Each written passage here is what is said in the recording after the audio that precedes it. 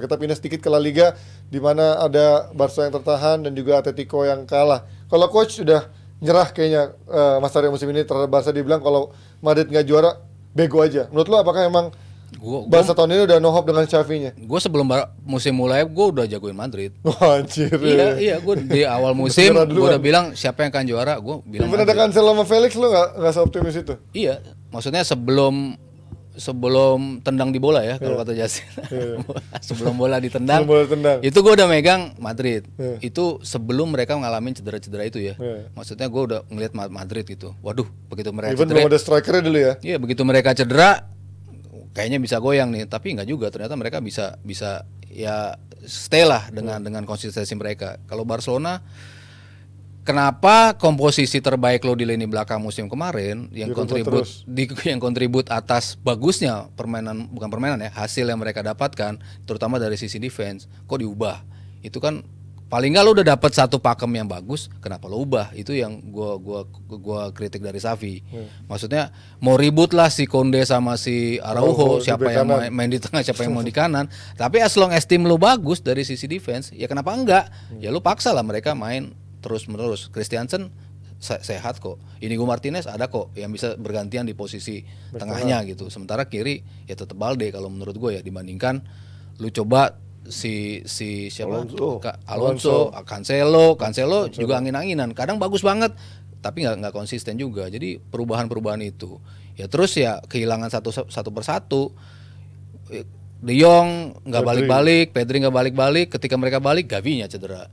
Gavinya tuh ternyata memang sosok yang penting kan buat Barcelona, terutama dalam ya itulah mobilitasnya, ganggu orang, nerabas kiri kanan orang. Kadang-kadang dia positioningnya juga bagus di depan untuk ganggu di 16 meter lawan. Itunya juga mereka kehilangan. Tapi Pedrinya pun juga udah bukan Pedri yang 2 tahun lalu ya. Iya, lama juga loh Deji. Iya kan? Mengalami cedera untuk balik ke posisinya. Gue nggak ngelihat akselerasi dia, ininya tuh udah bukan kayak dia yang dulu lagi. Nah, lo kalau melihat kayak gini coach, berarti sebenarnya kan tahun lalu kayak blessing in disguise dong. Lo kan bilang permainan tahun lalu bikin lo nggak pengen nonton, lo matiin TV.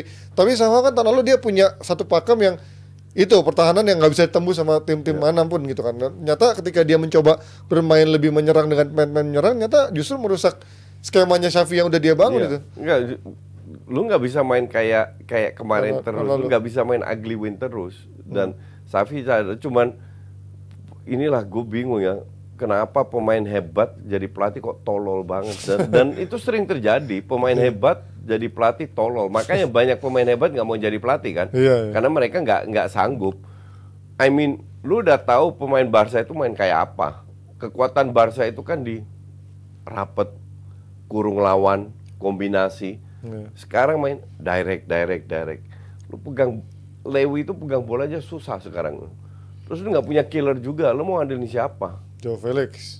Nggak konsisten juga. Terus Rafinya dimainin terus. Gue bilang Rafinya tuh lebih bagus di belakang striker daripada di sayap. Dia lebih punya space. Dia bisa ya syuting lumayan. At least lebih bagus. Bukan bagus top. Enggak juga. Tapi kalau ada pemain 60 juta masa lu nggak mainin, ya kan?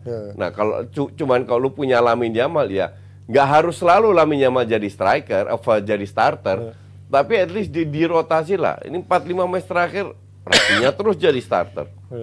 Dan sebenarnya keputusan dia melepas Ansu Fati itu apakah tepat apa enggak? Karena kan terlepas dari Ansu Fati nggak begitu bagus juga, tapi kan minimal dia ada punya opsi lebih banyak gitu. Karena Ansu Fati butuh jam terbang.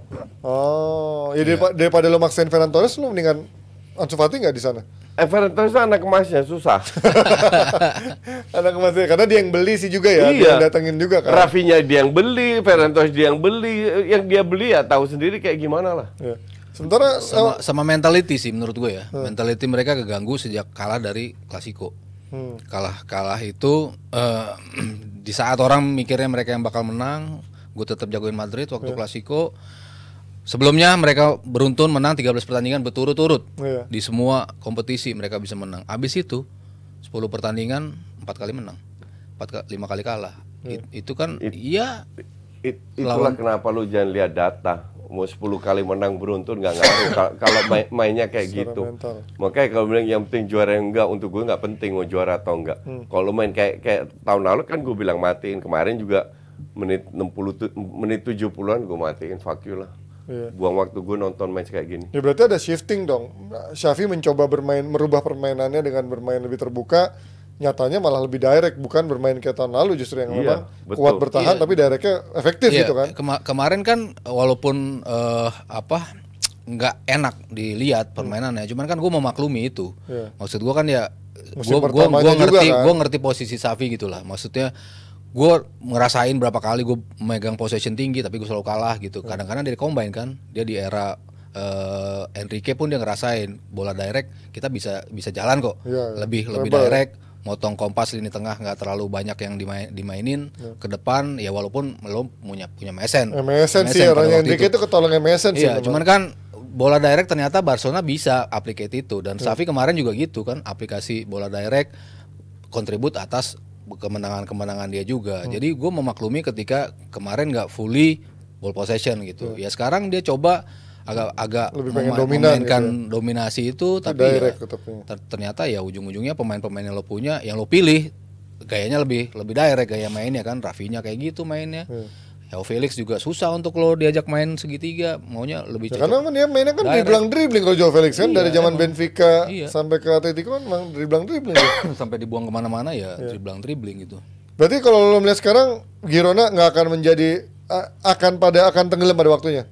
Akan turun sih. Akan turun pada waktunya. Berarti lebih pada materi. Cuma gue yakin mereka akan lolos Liga Champions. Ya, berarti investasi Madrid tepat dong ya. Berarti investasi Madrid cukup tepat ya. Walaupun pasang surut.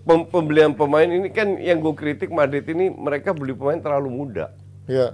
Terlalu banyak pemain muda sehingga mid generationnya hilang kan. Iya. Tapi mereka tahun lalu dengan Benzema juga nggak menang apa-apa kan. Cuman Piala Raja kalau nggak salah. Piala Raja masuk Copa Italia. Iya. Terus kan untuk Madrid Barca kan yang dihitung cuma Champions League sama La Liga. Lawan Barca yang bapuk aja mereka nggak bisa juara. Nah tahun ini Barca lebih bapuk lagi.